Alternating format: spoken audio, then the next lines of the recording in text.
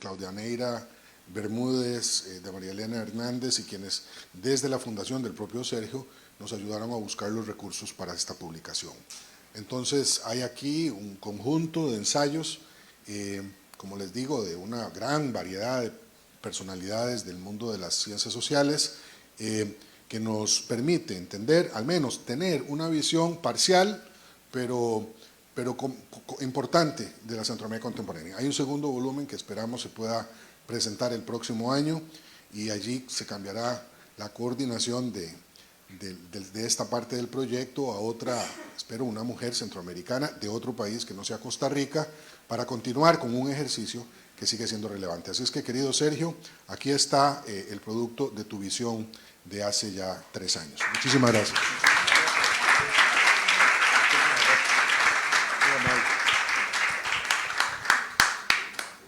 Quiero darle las gracias al presidente de Costa Rica, expresidente de Costa Rica, no hay reelección en Costa Rica, por haber tomado su tiempo.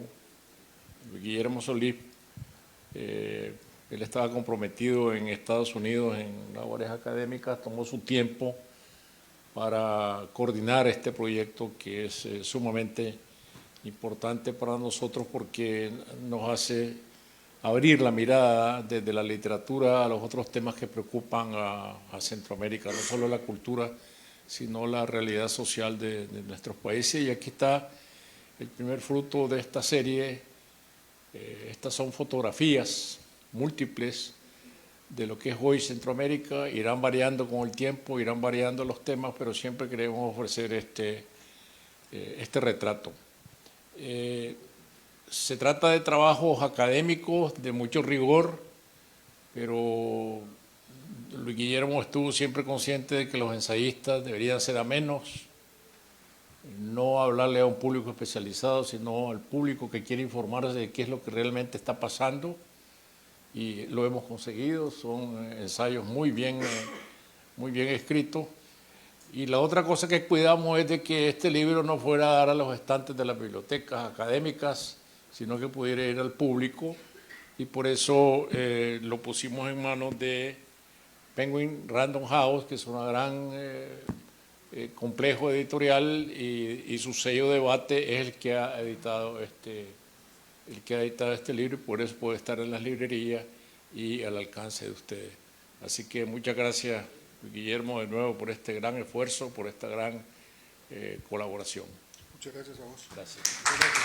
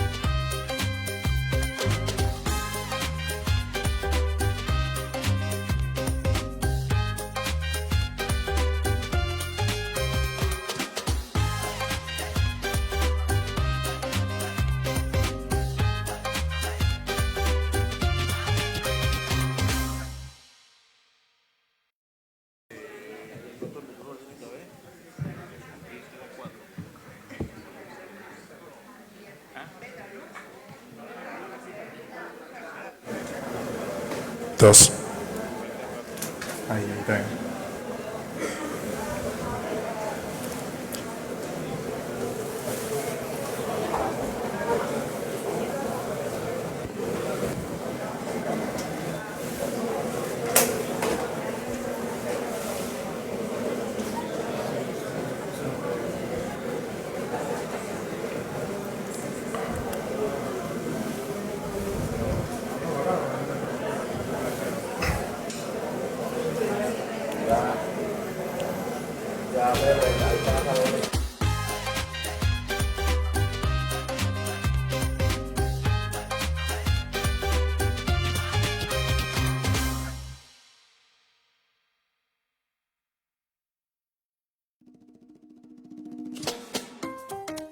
Listo. De la oscuridad a la luz, la imaginación como espejo de la realidad. Dorelia Barahona, Horacio Castellanos Moya, Claudia Piñeiro y Alejandro Zambra conversan con Philip Jusique. Buenas tardes, bienvenidos todos. Creo que hablo en nombre de todos si reitero el agradecimiento a Centroamérica Cuenta por esta mesa y por un público tan maravilloso como el que tenemos hoy en la tarde. Vamos a hablar con Claudia Piñeiro, escritora, cuentista, guionista, dramaturga de Argentina. Entre sus obras, El tiempo de las moscas, Elena sabe, Un comunista en calzoncillos y muchos otros. Dorelia Barahona es escritora costarricense. ¿De qué manera te olvido? Es su colección de cuentos que ganó el Juan Rulfo en el 89. La señorita Florencia y otros relatos figuran ambos entre sus obras. Alejandro Zambra es escritor, cuentista, ensayista chileno.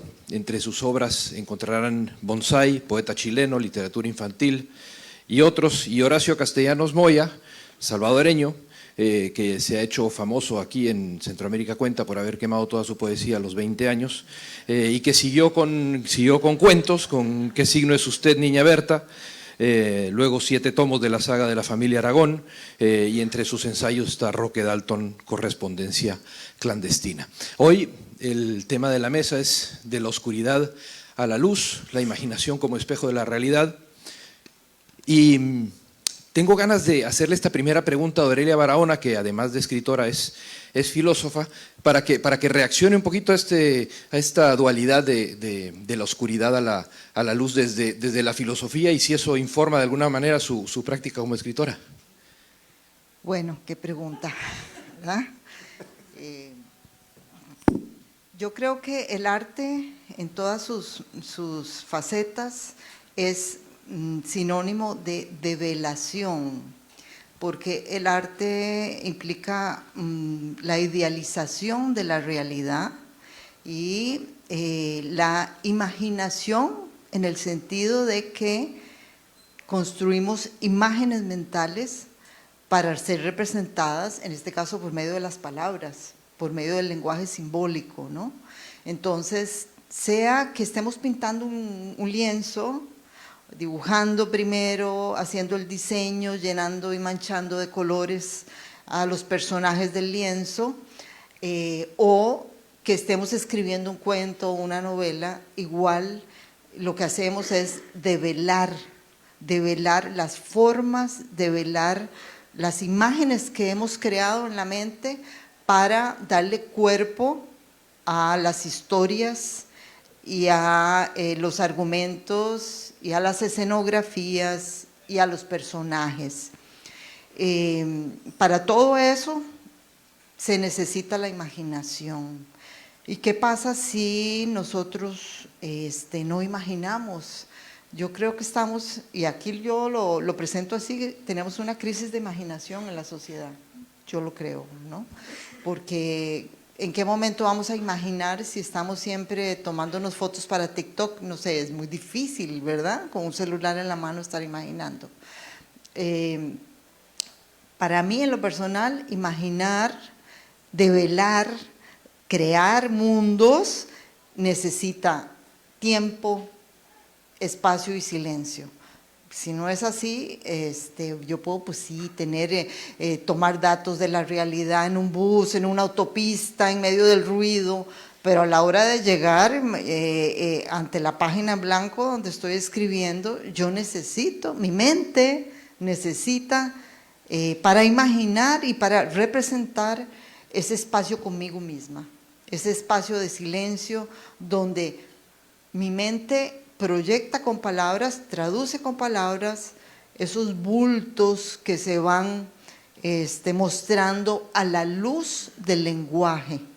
Esa es un poco mi forma de acercarme a la literatura, y de verme a mí misma con mi propio método de trabajo, que no es el método de todo el mundo, pero sí yo considero que la imaginación es fundamental en esa idea de la oscuridad, que es muy platónica, recordemos la caverna platónica, ¿verdad? De la oscuridad a la luz. Gracias. Y esta otra pregunta es para todos. Realmente el lugar común de que la novela arroja luz sobre un tema, pero ¿cómo se hace esa luz en su oficio? Cuando escriben van buscando lo que ya suponen que van a encontrar, o más bien lo que van a encontrar se les va revelando.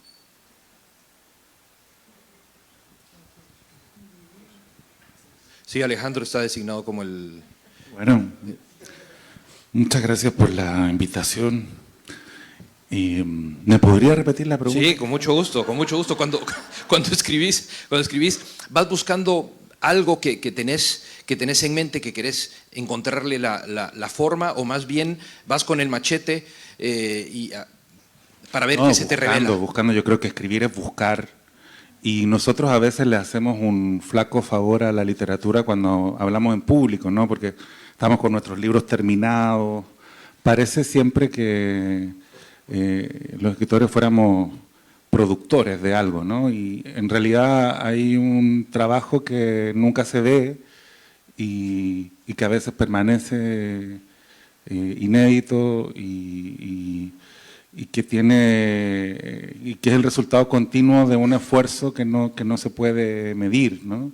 Es una manera más bien de estar en el mundo, por romántico que suene, y hay una elaboración que es una búsqueda, y que a veces nos resulta, ¿no? Entonces, claro, estoy muy de acuerdo con lo que decía acá nuestra compañera, porque claro, tiene que ver con la posibilidad de, entre comillas, perder el tiempo y transformar el negocio en ocio, ¿no? O sea, es ocio, es búsqueda, puede resultar... Lo que no significa que no tengamos idea de lo que estamos haciendo, ¿no? O sea, la situación habitual es tener muchas ideas, mucha ansiedad, haber tomado notas, tener planes, y luego someter esos planes al momento de la escritura, en que los planes van cambiando y descubres que dices cosas que no tenías idea que querías decir, ¿no? Y eso es muy hermoso, o sea, eso es lo que, más allá de que uno escriba de cosas dolorosas o gozosas, hay ese momento de semilocura o de locura en que, igual que cuando alguien lee, olvida que está leyendo, el que escribe olvida que está escribiendo, ¿no? Y empieza a suceder algo. Y a mí me parece que ese es el momento esencial. Ahora, claro, no se ve porque comparecemos con nuestros libros, parecemos productores de algo que más encima, en teoría, estamos vendiendo, aunque no somos nosotros los que lo están vendiendo. Entonces parece que eso no fuera... y luego están todas estas imágenes, yo estoy seguro que todos escribimos de forma distinta, pero está como la doctrina del escritor profesional, ¿no? Que se levanta y escribe una cierta cantidad de palabras diarias, el vargalloseo, ¿no?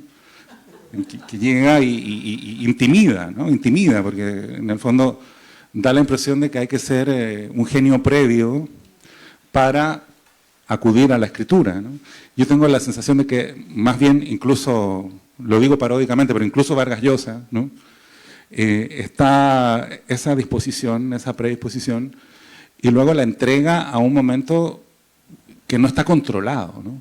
Un acceso al descontrol que es muy placentero y que nos permite pensar verdaderamente.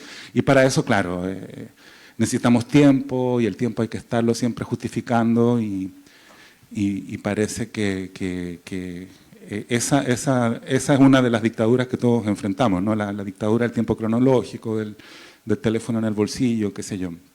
Pero escribir, claro, yo creo que es un descubrimiento constante y que a veces no sucede, ¿no? Así como Borges decía que el arte era la inminencia de una revelación que no se produce, también al escribir estamos como invocando algo, ¿no? Hay una inminencia que no necesariamente da resultados, ¿no? Y les pasa como les pasa a sus lectores, que se sorprenden cuando hay un alumbramiento. Cuando lo hay, a veces lo hay. Sí, en realidad a mí muchas veces me pasa que leo algo que escribí tiempo atrás y digo, uy, mira cómo se me ocurrió esto en ese momento. Mientras lo estoy escribiendo no me sorprende el alumbramiento, pero sí a posteriori, que me olvidé lo que escribí quizás. Creo que en este proceso de la imaginación que contaba Alejandro, me preguntaba mientras los escuchaba a ellos dos, parecería como que las preguntas o el planteo de la mesa y demás vienen a, bueno, nos sentamos y decimos, ahora voy a imaginar para poder escribir. Y el proceso de imaginación es permanente, por lo menos en mi caso, estoy todo el tiempo imaginándome cosas y a veces escribir es descargar un poco de eso, ¿no? Hace unos meses estaba en una mesa con Rosa Montero y ella dijo que se imaginaba que bajaba un ascensor y cuando se abría la puerta había un cadáver adentro. Y la persona que la entrevistaba decía, pero ¿cómo se te puede ocurrir eso? Y yo pensaba, ¿y cómo no se te ocurre a vos que cuando se abre la puerta hay un cadáver? Yo estoy todo el tiempo pensando que puede haber un cadáver o que puede haber dos personas dándose un beso o que puede haber una persona, no sé, llorando. Se me ocurren distintas cosas permanentemente. La imaginación es un motor que no para, en mi caso, y entonces la escritura viene como a anclar esa imaginación. Y me gusta también algo que dice Daniel Link, que es un académico argentino. Él dice que la literatura es un preceptrón, usa esa palabra, para describir una máquina de hacer preceptos sobre cómo una sociedad se ve a sí misma. O sea, la literatura vendría a dar cuenta, no de la literatura de muchos escritores, ¿no? O sea, la literatura de una época vendría a dar cuenta no tanto de cómo una sociedad es, sino cómo una sociedad se ve a sí misma, en todos esos ojos de todos esos escritores y escritoras que imaginan esa sociedad, ¿no? Y este tránsito al que se refiere el título de la mesa, de la oscuridad a la luz, pareciera como binario, ¿no? Y pareciera como que se parte de la oscuridad y se llega a un lugar luminoso, pero me pregunto, y en particular pensando en tu obra, Claudia, si no se trata más bien de ir dando cuenta de los matices y de los grises entre un extremo y otro. Siempre me parece que son más interesantes los matices que los extremos y además no necesariamente vas a pasar de la oscuridad a la luz, ¿no? Creo que muchas novelas no terminan en la luz particularmente, ¿no? Y eso no está mal para la literatura. En todo el proceso además hay claros oscuros, ¿no? Entonces puede haber pequeñas luminosidades y profundas oscuridades. Me parece que no es un proceso tan claro de la oscuridad a la luz, sino que son vueltas, idas y vueltas de un lugar al otro, ¿no? Pero como que hay una fascinación con la oscuridad, ¿no? Que quizás la oscuridad sea más fértil que la luz. ¿Qué oscuridades son las que sienten ustedes mayor necesidad de entrarle, de hincarle el diente y que los obsesionan?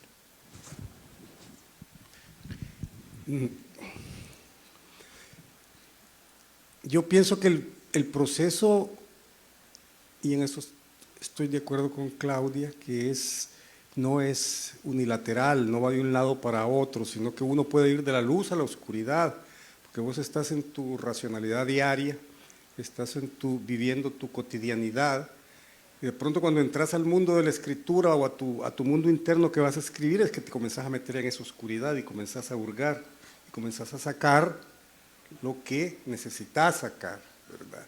Es decir, cada escritor por supuesto tiene formas de hacer sus cosas y tiene formas de indagar en sí mismo, pero la escritura en buena medida también es una indagación en uno mismo, ¿verdad? Es decir, estás indagando en tus posibilidades como ser humano. ¿En qué medida? En que si yo voy a escribir, por ejemplo, el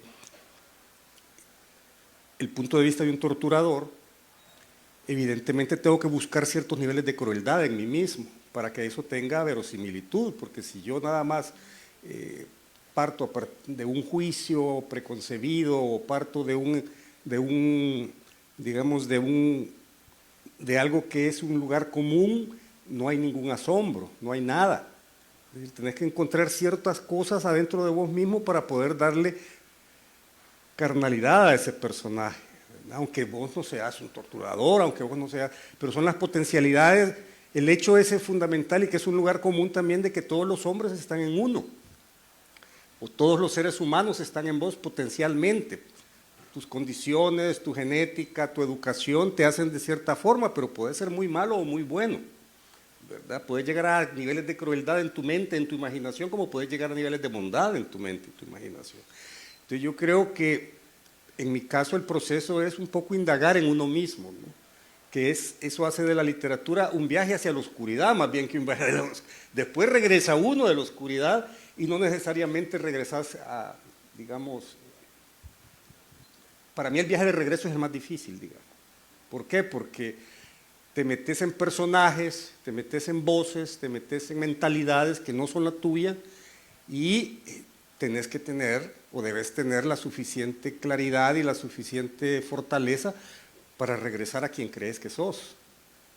Porque si no puedes quedar un poco lastimado, ¿no? Sobre todo si son personajes bastante retorcidos. ¿Y te ha pasado que sentís perder pie en ese proceso? El regreso a veces cuesta, sobre todo cuando los personajes se parecen a uno. Cuando los personajes no se parecen a mí, no. ¿Me entendés? Porque son tan lejanos que es un esfuerzo de distinta naturaleza, pero si el personaje tiene hasta algunos datos biográficos míos o cosas de esa naturaleza, a mí me cuesta mucho el regreso, porque se me comienza a confundir el personaje y mi propia vida. Entonces regresar es más difícil que cuando te metes en un personaje que está muy lejos de vos. ¿Encuentran ustedes esa misma dificultad de regresar de la escritura? Bueno, es interesante porque los estoy oyendo y yo, antes de contestar eso, pienso que la estética siempre está unida a la ética, en el sentido de que la luz y la oscuridad uno la puede entender como una percepción estética, digamos, como material, luz y oscuridad, pero también en un sentido moral, y creo que por aquí también se han ido en un sentido moral, una oscuridad, un personaje oscuro, o mi parte oscura, o me gusta lo oscuro, ¿verdad? Pero creo que también lo oscuro a la hora de escribirlo y de develarlo y de ponerlo en el cenit de la página, en la luz principal de un protagonista, es también sacarlo a la luz, ¿verdad? Pero a la luz de la comunicación humana y de la visibilización de ese personaje oscuro. Entonces es interesante, hay dos maneras de interpretar hasta los colores, ¿verdad? Yo sí siento que muchas veces más bien hay personajes y situaciones que me gustan tanto que me gusta, qué sé yo, el personaje de Buenaventura, que era un señor mayor que caminaba por Costa Rica, me gustaba tanto que más bien el terminar la página o el terminar el libro me deprimió y me dejó un par de meses como diciendo, bueno, esta vida es demasiado poca y me hubiera gustado más seguir más tiempo montada en el camino del personaje, ¿verdad? Entonces, bueno, sí, a mí sí me sucede que termino de escribir algo y sobre todo si es una novela que son 2, 3 años, o no sé ustedes, pero para mí es más o menos así, o más, que me deprimo después, entro en un estado como de invernación, ya estoy acostumbrada a tener varias vidas que me acompañan y me siento un poquito sola cuando no tengo esos personajes como Pirandello, ¿verdad?, que están a la par ahí acompañándote. Sí, a nosotros nos pasa como lectores que salimos de alguno de sus libros y sentimos que nos quedó debiendo la vida, la posibilidad de quedarnos ahí. Me imagino que a ustedes les debe pasar algo parecido. Günter Grass, de hecho, me parece que cuando terminaba una novela se dedicaba a la escultura durante un tiempo para poder pasar a otra cosa. El subtítulo de la mesa de hoy es la imaginación como espejo de la realidad, pero ese espejo que la imaginación nos permite con el que nos permite ver la realidad. Es un espejo sin duda distorsionado, ¿no? O distorsionador. ¿Cómo es que esa distorsión de la experiencia vivida nos puede llevar a quizás un retrato más auténtico de la realidad?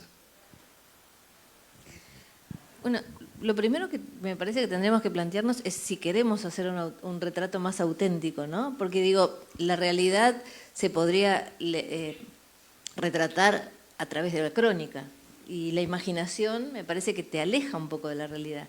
Entonces, ¿por qué quisiéramos con la imaginación hacer un retrato fidedigno de la realidad? Yo creo que al revés, me parece que la pintamos para contar alguna otra cosa, ¿no? Tratamos de encontrar algunas cuestiones que en la realidad no están, ¿no? Yo pensaba cuando recién hablaban de los personajes oscuros, más allá de la literatura, cuando yo escribí la serie El Reino, había una escena donde el pastor tiene que decir por qué él cree que no está mal ser pedófilo. Y para mí debe ser, bueno, que no es una risa, ¿no? O sea, quiero decir, a mí me conmocionó mucho tener que escribir eso. Yo tenía que encontrar, yo no podía juzgar y contar la realidad y decir, bueno, este señor es un pedófilo y por lo tanto esto está, sino que tenía que encontrar en la imaginación, pero basándome en testimonios que leí de otras personas que hablaban de este asunto, ¿por qué él creía que no era una mala persona aunque hiciera eso? Y eso fue uno de los momentos en que más me sumergí en una oscuridad, pero yo le debía eso al personaje, porque si no, para contar lo que yo pienso de un pedófilo no tiene ninguna gracia literariamente ni ficcionalmente en una serie, sino que me parece que lo que era interesante en ese caso era sumergirme en la cabeza de un personaje así y entender por qué él cree que lo que está haciendo no está mal. ¿No? No importa lo que yo piense al respecto. Y entonces me pregunto si esa escena, volviendo a tu pregunta, ¿es fidedigna con la realidad? No lo sé, pero sí es verosímil, porque lo que yo tengo que construir es una cabeza verosímil que justifique sus hechos, más allá de que sea real o no ese personaje, ¿no? Vamos a volver al tema de la línea entre la realidad y la imaginación más adelante, pero aprovechando que provocaste sin querer una risa en el público, quiero ir al tema del humor, que me parece una de las formas más elementales de la imaginación, más democráticas, quizás más pedestres, y obviamente volteo a ver a Horacio, porque el humor es de lo que más me gusta en tu obra, y vaya, de lo que más me gusta de hablar con vos. ¿Escribís pensando en el humor? Es decir, ¿el humor es algo que incorporás como herramienta o no? Fíjate que podemos hablar un poco del humor también, aunque va a haber una mesa mañana sobre eso, pero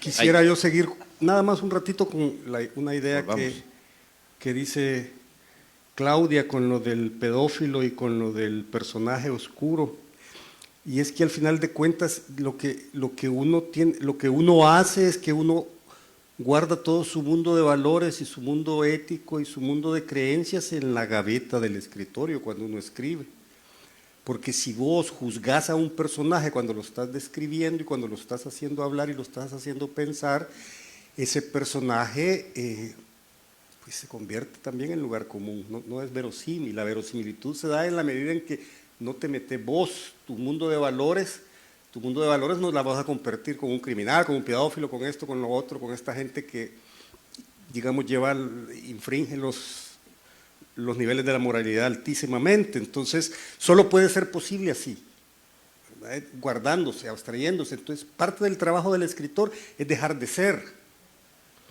porque si yo tengo una personalidad y un ego muy fuerte y lo quiero poner en cada personaje, lo que voy a hacer es juzgar al personaje, y si yo juzgo al personaje se cae la obra, ¿verdad? Eso con relación a la idea que mencionaba Claudia. En cuanto a lo del humor, no, yo no pienso en eso, es que yo no creo que el humor sea, mañana lo vamos a desarrollar más, no creo que sea un recurso, creo que es una forma de ver el mundo, pues, ¿verdad? Es una forma que vos, no podés tener el humor como recurso, supongo, y hay escritores que pensarán, voy a hacer una escena cómica, esto, a mí nunca se me ha ocurrido eso. Yo creo que escribo literatura seria.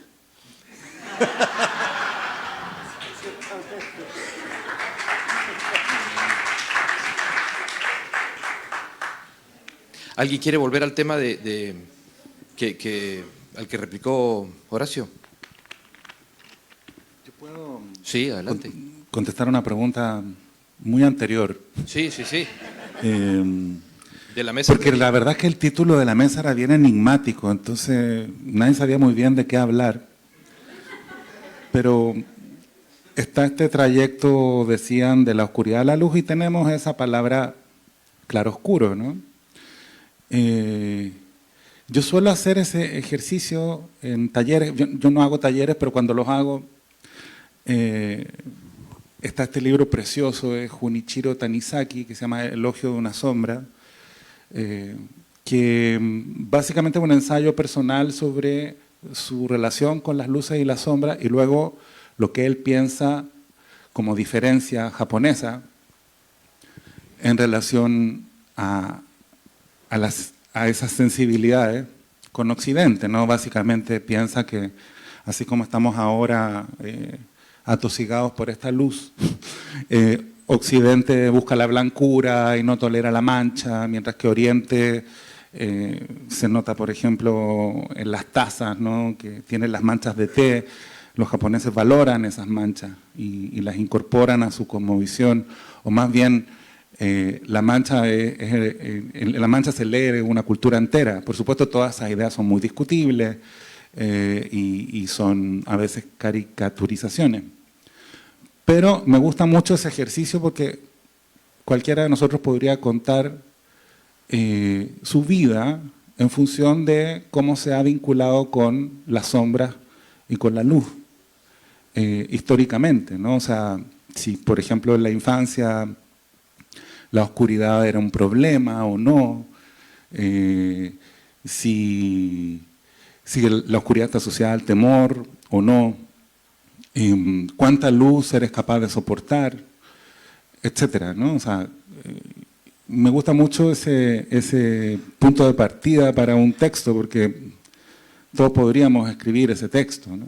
Todos tenemos ideas bastante específicas acerca de las luces y de las sombras, ¿no? Y todo aquello que hay entre medio.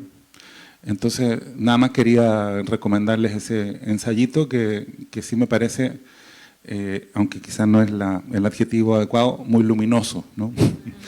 Pero sí constituye uno de esos puntos de partida verdaderamente democráticos. Luego, cuando hago este ejercicio, empiezan muy ordenadamente a desarrollarlo, ¿no? Esto significó la luz, esto significa la sombra, de pronto empiezan a hablar de lámpara, de pronto empiezan a hablar de apagones, ¿no?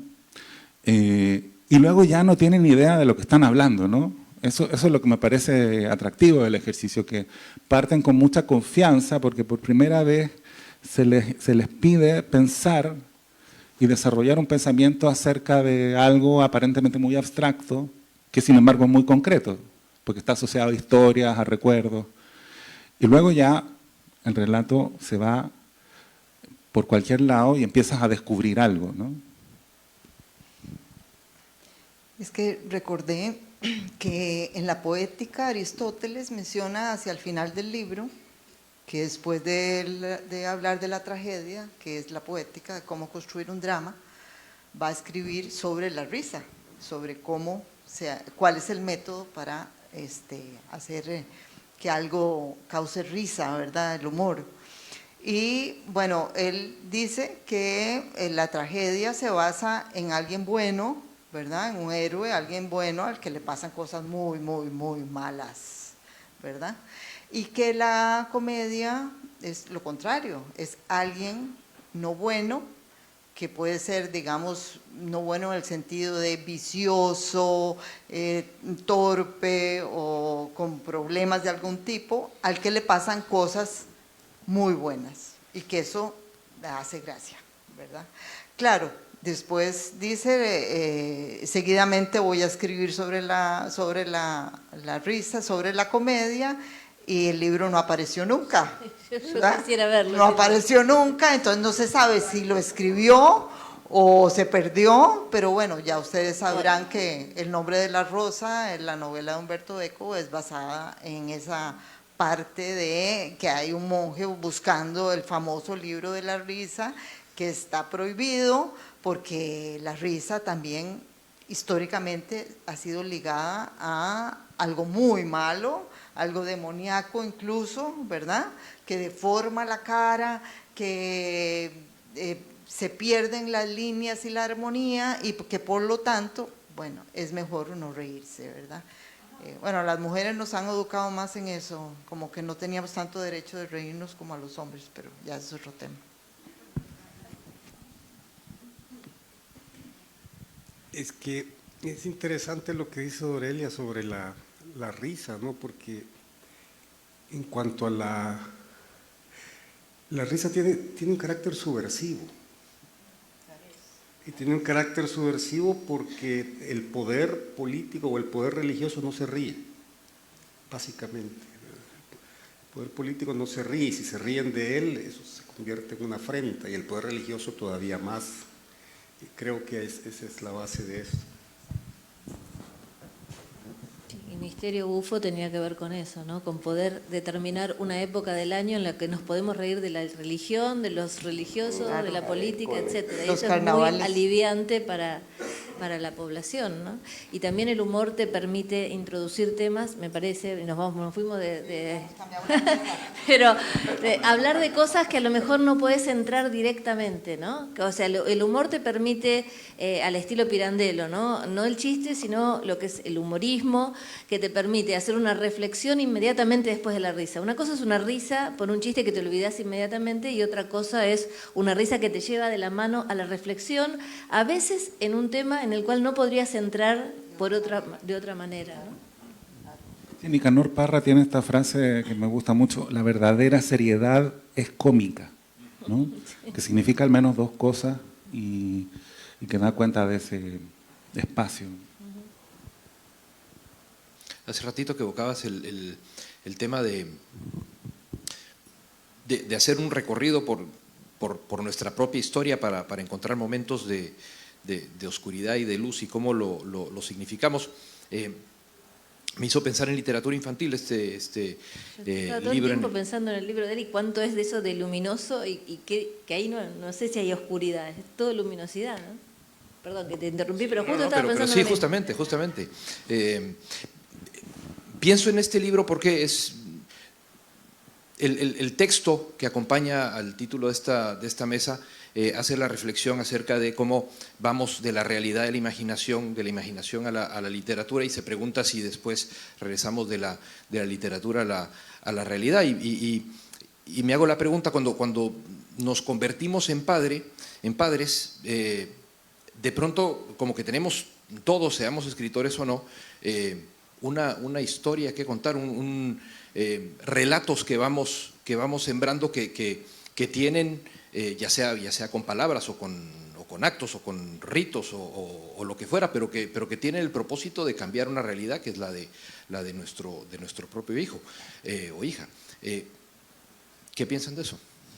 Muchas cosas, pero creo que el espacio es el que se recupera, ¿no? Al menos en mi caso hay una reconciliación, o más bien un recuerdo imposible, porque estamos recordando eventos que no recordamos, ¿no?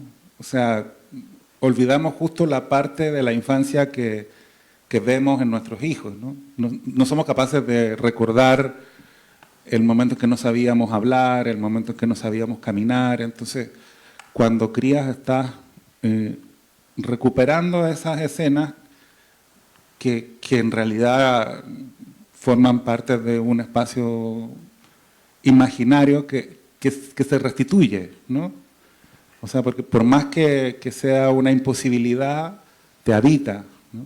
Te imaginas, bueno, hay mucha gente que se reconcilia con sus padres o con su madre, porque particular recuerdo una amiga que cuando tenía un año su hija, y ella estaba cansadísima, llamó a su mamá y le dijo, ¿sabes qué? Estamos peleadas hace años, pero te perdono todo, ¿no? Si tú me tuviste en brazos, me tuviste en brazos y me cuidaste todos esos años, bueno, ya, da lo mismo nuestras diferencias, ¿no? Porque el cansancio físico, ¿no? Pero no sé, creo que hay también una reconciliación con el juego, ¿no? Que es muy natural, por lo cual creo que la manera de abordarla es el relato, ¿no? Porque son ideas muy comunes, la literatura y el juego, o sea, podríamos hablar de eso mucho y de una forma muy vaga y muy hippie y muy poco interesante. Pero otra cosa es ponerlo en escena, ¿no? O sea, ver cómo va afectando a tu propia escritura, no sé, asistir a la adquisición del habla de otro ser humano, ¿no? Más allá de paternidad, maternidad, creo que también es una experiencia muy habitual en los hermanos mayores, ¿no? Presenciar ese momento en que de la noche a la mañana el niño tiene 10 palabras y con esas 10 palabras dice 10 cosas, pero al día siguiente con esas 10 palabras dice 60 cosas, porque las hace chocar y empieza a constatar como los errores de la lengua y a lidiar con la necesidad expresiva. Y luego parece que de un día para otro no son 60, sino que son 200 palabras. O la primera vez que usa el lenguaje con una intención irónica, o el aprendizaje de los chistes. Yo creo que todo esto está vinculado como a lo mal que se enseña la literatura, ¿no? Porque un niño que aprende a contar chistes a los 4 o 5 años ya lo aprendió todo, ¿no? O sea, no necesita estudiar teoría literaria, ¿no? O sea, no le preguntan a él si esto es ficción o realidad, ¿no? Un chiste es una historia que cumple una función muy clara y que genera risa. Entonces el niño se da cuenta de eso y lo imita y está muy entusiasmado y cuenta un chiste y el chiste no resulta. Entonces los adultos se ríen de todos modos del hecho de que el niño quiera contar un chiste, ¿no? Celebran eso, salvo que sean imbéciles, ¿no? Y le digan, no, mira, un chiste no es así, esta es la estructura. Cuando aprendas a contar chistes, cuenta un chiste. No, por supuesto no. Uno se ríe de que el niño quiera emular el efecto. Y entonces solo va perfeccionando el mecanismo, ensayo y error, y después aprende, o simultáneamente algo terrible también, y es que no puede contarle el mismo chiste a una persona más de una vez, ¿no? Salvo que lo varíe y trabaje el estilo, y entonces llega a un repertorio, a un género de chistes, tipos de chistes. Entonces ya a los 5 o 6 años ya lo sabe todo, para que a los 10 años venga un profesor a decirle, mira, la literatura es esto, ¿no? Ya la conoce, ¿no? Se parece mucho, se buscan efectos distintos, más complejos, que probablemente están vinculados a la desesperanza, a una visión más compleja del mundo, pero el mecanismo, la estructura ya la domina. Entonces, claro, esos saberes quedan muchas veces fuera del salón de clases porque la literatura se enseña muy mal, ¿no? Lo primero que dice el maestro, a ver el chistosito, afuera, ¿no? Y eso es terrible porque te quedas afuera para siempre de la escuela, ¿no? Sabes contar chistes, pero eso no le importa a nadie, ¿no? Y ahí empieza ese divorcio, ¿no? Perdón, no sé por qué me fui para ese lado. Pero...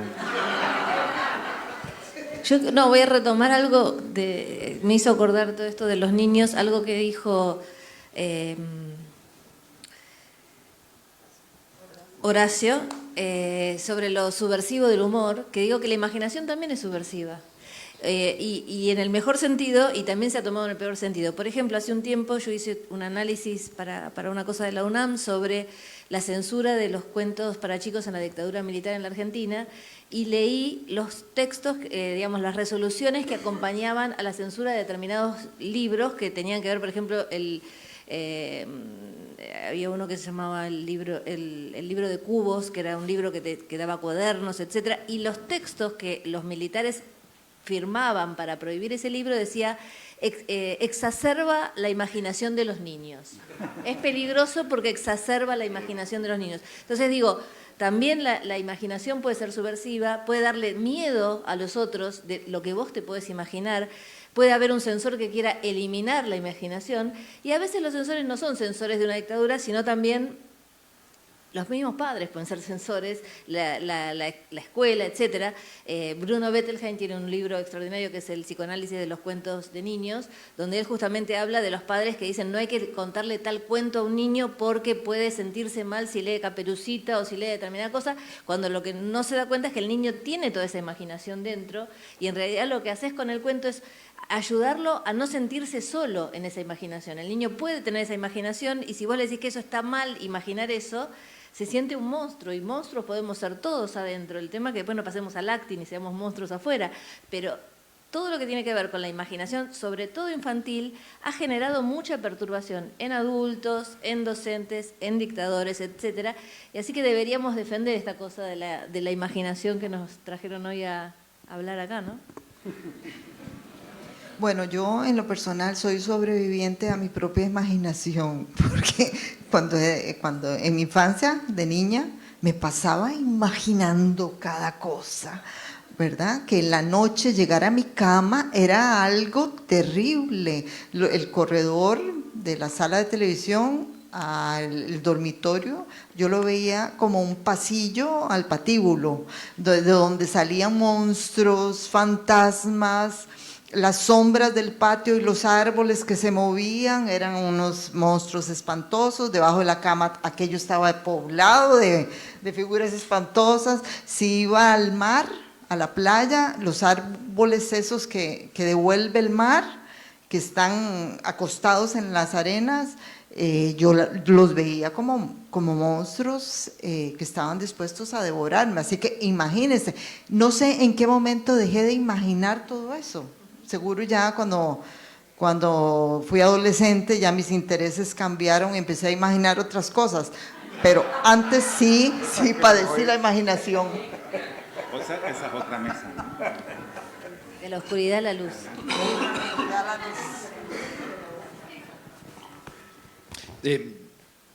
Hace un ratito hablábamos de la diferencia entre la línea, ¿no?, que divide la realidad y la imaginación, y me pregunto cómo el ejercicio de ir borrando esa línea o irla apartando de tajo nos hace tener una experiencia, enriquece nuestra experiencia de lo vivido.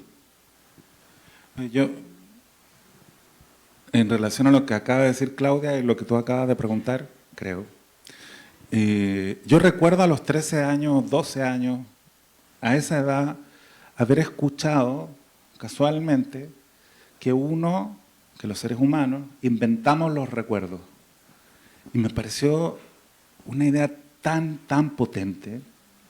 Claro, era una versión de un conocimiento que estaba en el campo del psicoanálisis, que yo ignoraba por completo, pero la intuición de que uno inventaba los recuerdos me hizo sentir menos solo. Digo, por supuesto, ya me gustaba la literatura, qué sé yo, se juntaron esos dos espacios, pero lo que escuché fue esa frase, no, es que uno inventa los recuerdos, y dicha en un tono descriptivo, no era una condena, no significaba nada malo, ¿no? Y creo que me resultó tan liberador porque yo mismo había intuido que no estaba seguro de mi propia experiencia, ¿no? Y eso me provocaba culpa, ¿no? No recordar bien o mentir un poco, la sensación de estar mintiendo un poco, completando algo para que fuera coherente, ¿no? Del mismo modo que le cuentas a alguien un sueño y hay detalles que sabes que no estaban ahí, ¿no? y que se apoyan en el qué sé yo, en el quizás, en el tal vez, ¿no? Entonces, ahí hay una dimensión muy liberadora de la literatura. Y creo que en principio esa pregunta que tú haces se responde sola en el ejercicio de la escritura. Y claro, aparecen las distintas personas que somos con distintos énfasis, lo que no significa que descreamos de la verdad, pero hay una insistencia esta misma idea de ficción, no ficción, que es bien gringa, ¿no? Que se entiende, porque obviamente necesitamos esos conceptos para clasificar los libros en la biblioteca o en la librería, pero que castiga a la ficción, ¿no? Y como tú decías al comienzo, necesitamos la ficción, ¿no? La necesitamos, nos desahoga y a la vez nos vincula con la verdad de una forma más exacta que si vivimos en el espacio de lo corroborable. O sea, entiendo, por supuesto, la categoría cuando describe textos que son verificables, y estamos hablando de hechos. Pero en general se abusa de esta idea tantas veces rebatida de que la ficción equivale a mentira, ¿no? Y castigar la ficción es muy grave porque significa castigar la imaginación, castigar los sueños, castigar el humor, castigar todo aquello que nos alimenta, no en un sentido específico cuando leemos un libro, sino todo el tiempo, ¿no? Totalmente de acuerdo. Bueno, ya Platón, ¿verdad? Echó a los poetas de la ciudad por mentirosos. Pero bueno, también es que está la retórica y la política llena de palabras y discursos mentirosos, ¿verdad? Claro, pero en la dimensión de la experiencia Ficción humana básica necesitamos esa incluso desconfianza, para ponerlo al revés, en la forma como experimentamos el mundo.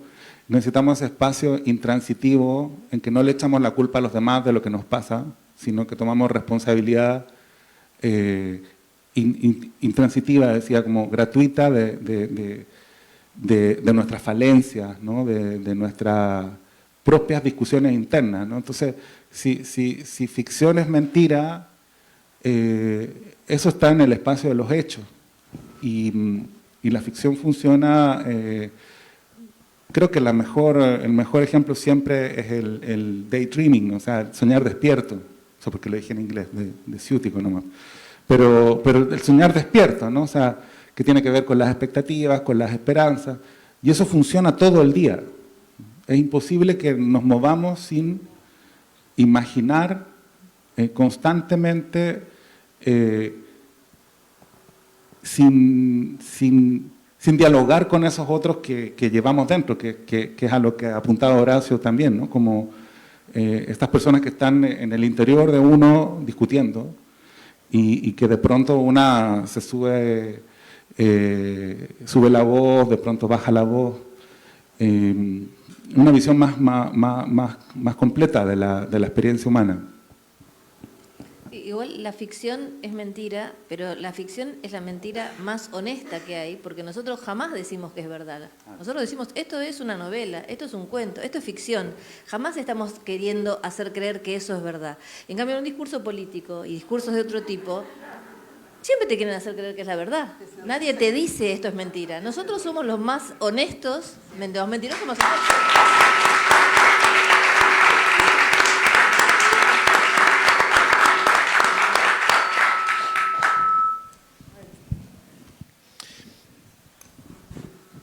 Y para irnos con Horacio, tu saga de la familia Aragón está de alguna forma muy asentada en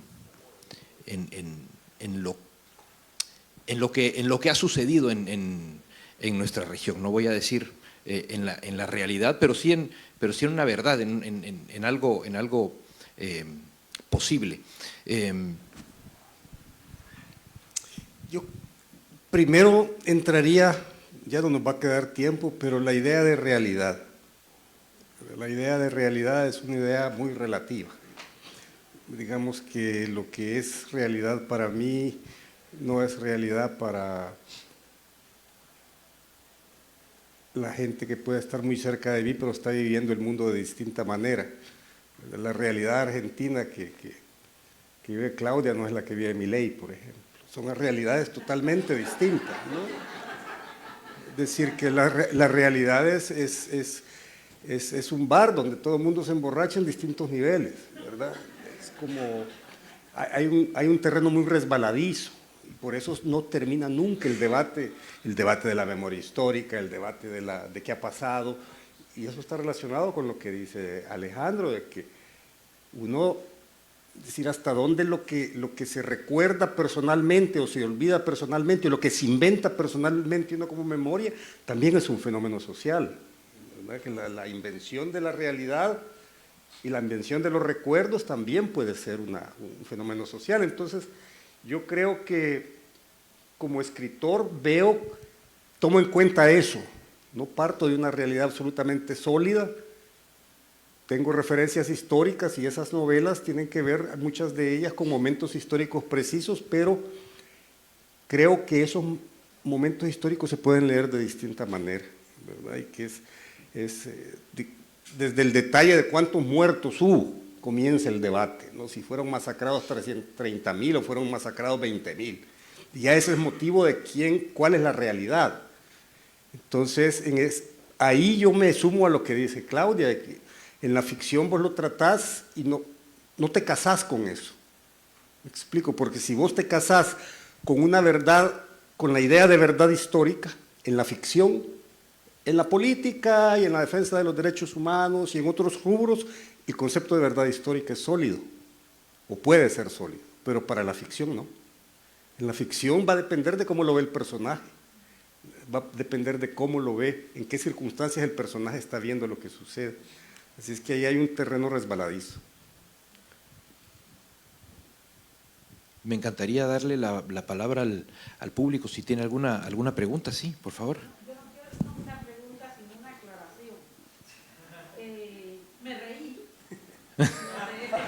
con lo del pastor que pensaba de esa manera, porque es que el refrán de las feministas durante la transición en España era el siguiente: si los hombres parieran, el aborto sería sacramento. Y es lo que esto hace el pedófilo ¿no? Convertir en sacramento la pedofilia, ¿no? Sacralizarlo, ¿no? Porque le conviene y él es así. Por eso fue que me reí, porque me acordé de aquello. Igual no, está todo bien.